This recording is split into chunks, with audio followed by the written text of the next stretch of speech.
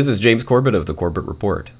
And this is James Evan Pilato of Media Monarchy, and we both welcome you back to the latest episode of New World Next Week. And newworldnextweek.com is where you can go to find high-quality, low-quality videos, audio only, and so much more to help spread the word about this show that, of course, is independent and not connected to any corporate outlet. And it's two folks bringing you the news, and hopefully in all around the world, folks find this more and more valuable. So, James, we've been away for the last couple of weeks, and the news never stops, and it's generally impossible to try and stay on top of everything. So we're just going to pick up where we are right now and begin with the latest from your backyard in Japan. Japan City to give radiation counters to children, and this is from the French agency Press. Japan's Fukushima City said on Tuesday it would hand radiation dosimeters to 34,000 children to gauge their exposure from the crippled nuclear plant about 60 kilometers or 40 miles away. The city will hand the measuring devices to all children aged between 4 and 15 for 3 months from September so that they can wear them around the clock, an official at the city's education board told the AFP. The city is outside the government's 20-kilometer or 12-mile evacuation and no-go zone around the tsunami-hit Fukushima Daiichi nuclear plant, but many residents are concerned about radiation. There have been fixed spot radiation measurements, but parents and citizens are concerned about individual exposure, said an official. We also believe the distribution of dosimeters will help ease parents' worries if they confirm their children's exposure does not pose health risks. He added that radiation in the city has been below the official threshold for health risks and said the children's dosimeters would be read out once a month to assess cumulative radiation exposure. And the hat tip for this story goes to the always fantastic Cryptagon.com, who notes in posting this story, government-issued dosimeters. I wonder what will happen to the data. A related story that we have from Reuters, radiation hotspots hinder Japan response to nuclear crisis. And this starts out with a sort of human interest angle. Hisao Nakamura still can't accept that his crisply cut field of deep green tea bushes south of Tokyo have been turned into a radioactive hazard by a crisis far beyond the horizon. I was more than shocked, said Nakamura, 74, who, like other tea farmers in Kanagawa, has been forced to throw away an early harvest because of radiation being released by the Fukushima Daiichi plant 300 kilometers or 180 miles away. Throwing away what you've grown with great care is like killing your own children. For more than 3 months after the Fukushima nuclear plant was hit by a quake and tsunami that triggered the world's worst nuclear disaster since Chernobyl, Japanese officials are still struggling to understand where and how radiation released in the accident created far-flung hotspots of contamination. James, the last related note before I pass it back to you. Folks may be familiar with someone that goes by the name of Dutchsinse on YouTube. He is currently on tour and touring around the United States and taking radiation measurements. Some of his most recent videos that I've seen, he's been in here, my state of Oregon, as well as Washington. And the levels here appear to be lower than they are in the Midwest, which I guess, the selfish part of myself, is relieved at that. But it leaves us, I think, scratching our heads. James. Yeah, some interesting information there. And on the idea of the dosimeters for children, I mean, I guess it's a step in the right direction, but as Kevin at Cryptagon.com notes, yeah, well, it's government issued. I'd feel much better about it if it was issued by some sort of third party. And it makes you wonder why there are no third party sort of organizations or things stepping in here, or no anti-nuclear groups or something that might serve as some sort of watchdog or balance against what the government is doing. Everything that's happening over in that region seems to be led by the government, and government, of course, is in bed with TEPCO, and so it doesn't seem like it's a very objective way of dealing with the situation. But certainly the Fukushima region itself is absolutely the epicenter of what's going on, and is obviously bearing the brunt of all of this horrific radiation leak, which now is just getting worse and worse, as we know. So absolutely, the people in the Fukushima region, I don't know. if I was there, I would definitely be moving out of there. But it's interesting to watch some of the local news here in Japan talking about the people in their daily lives and how they're going to have to forego air conditioning and or even opening windows in the summer because obviously they're trying to keep the radiation out, and they're going to have to, wear their long sleeve winter clothes and things like that. So it's just going to be a horrific existence for them, and they're more likely to end up with cancer anyway. So I don't know what to say about the people in the Fukushima region itself, other than it's just a terrible tragedy. And this is, I think, at this point in the life of New World Next Week, this has been the story we have now returned to repeatedly over the last several months. Whereas generally we'll go over different stories as they may come along, but obviously this is of utmost importance to everybody on this planet. Before we jump to our second story, I want to throw out one quick mention to a site that a good newshound friend of mine turned me on to, and it's called enenews.com, and it's a fantastic source for pretty much just Fukushima and radiation-related stories. So, James, we move to our second story this week, and we take it from theintelhub.com. U.S. and U.K. to cut power in preparation of massive solar storm. In a stunning announcement, the United States and United Kingdom are likely set to begin controlled power cuts in preparation of a giant solar storm. The announcement by Thomas Bogdan, the director of the U.S. Space Weather Prediction Center, comes a week after a large-scale solar flare released a massive amount of radiation and threatened to cause moderate disruption. The solar flare on June 7th was luckily pointed away from the Earth, but caused many to wonder if another solar flare is imminent, this one aimed directly at Earth. Now, due to the possibility of a large-scale solar flare, officials in Europe and the UK are preparing what they call controlled power cuts. What this actually means remains to be seen. In an interview with The Independent, Bogdan was quoted as saying, "Controlled power outages will protect the national electricity grids against damage which could take months or even years to repair should a large solar storm collide with the Earth without any precautions being taken."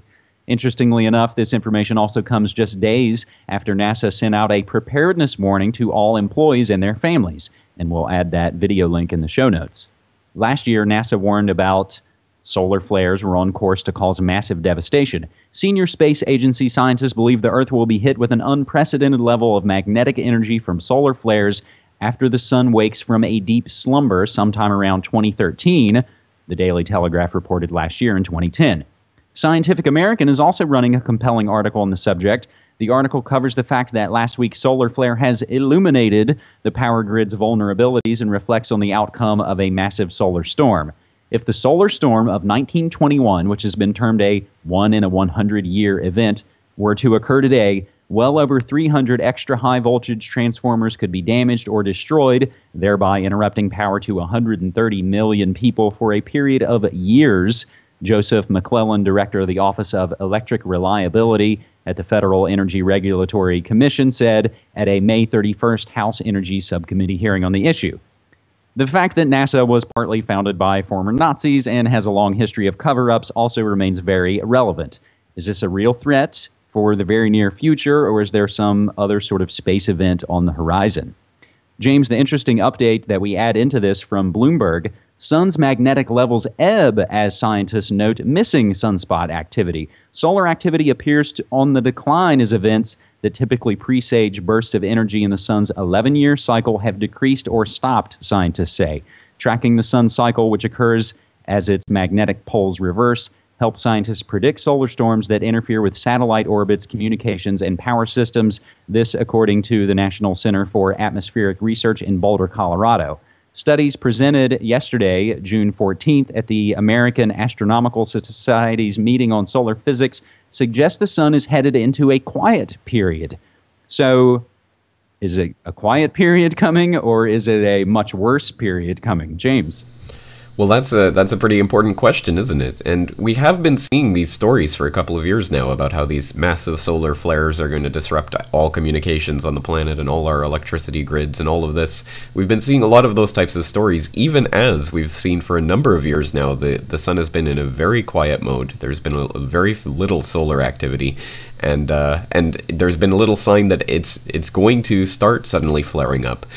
And I think that's particularly interesting because of the discrepancy there, but because they've been predicting for so long 2012 is supposed to be the maximum of the next cycle, and it's supposed to be a time of great solar activity. But as we're getting there, and there's still no major solar activity to talk about, it makes these wild predictions seem even more and more out of touch with reality, and it has to make you at least wonder if are we being prepared for some sort of event? I mean, because the average person has no way of knowing if a solar flare has happened or not. They could just obviously turn off the grid and say, oh, it was that solar flare, and who knows what the end game of such an event would be, but it has to be preparation for something. I mean, there's just so much of it going on, and so many of the usual mouthpieces for the scientific establishment, like Scientific American. So I don't know what it means, but it means something.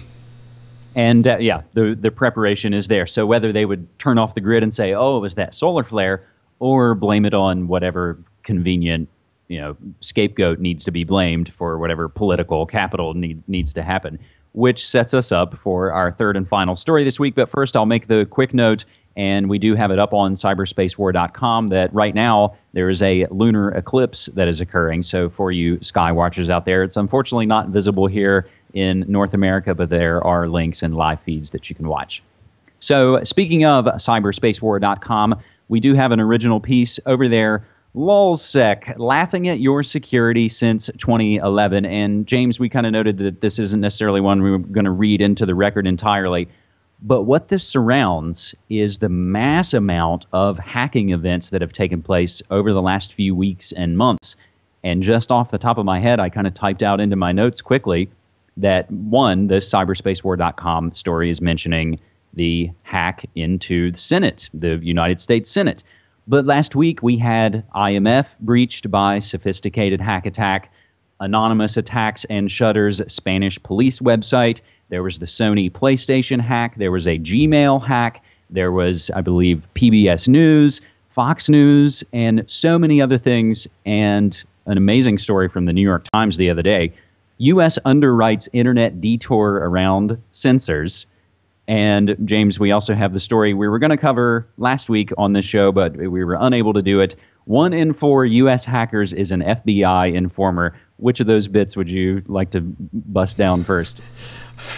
I'm not sure if I can bust them down individually, because they all seem to fit together, don't they? I'm definitely of two minds about this, because obviously, if the cyber tools can be used for political purposes, maybe that's a good thing. But exactly like throwing bricks at a storefront window, it does nothing to damage the actual corporation, and it only serves to demonize the protesters and give police a chance to step in and do something about it. So in the same way, if hackers are going to deface the U.S. Senate website or something, does that do anything whatsoever to challenge the political establishment or the political order? Not at all. And what does it do other than to give the government the excuse to crack down with draconian legislation against the internet? So I mean, I don't think what we've seen so far is useful in any way, but I mean, I guess it could theoretically be useful. They could theoretically hack into some database that has some actually important documents that might actually truly change the game. Who knows? But the way it's been played out so far, and especially given that story about how 1 in 4 hackers is an FBI informant, I mean, duh. I mean, it makes sense, doesn't it? They're heavily infiltrated, so you have to wonder, I mean, to what extent is this, again, a false flag, a setup for bringing in Senator Rockefeller's favorite pet project of curtailing the internet. And certainly the U.S. Senate has been leading the charge on that front, so it's interesting that they're the ones getting hacked. And again, I'm of two minds. And that would be the Rockefeller unfortunately, from my home state of West Virginia, who, openly opined, oh, maybe it would have been better if the internet never existed. But hopefully these kind of stories about 1 in 4 U.S. hackers as an FBI informer, you can find, I believe, similar stories relating to different areas that we would discuss that generally go against the mainstream version of things, that it's Al-Qaeda that's doing it, or it's these hackers that are doing it, that generally so many things, and especially when it's massive events, come from inside, and it is an inside job, or it is, as Tarpley called it, virtual flag terrorism. But James, we are just about out of time, so I'm very glad to be back on NewWorldNextWeek.com with you. Well, it's great to have you back, and let's do it again next week. All right, man. Take care. You too.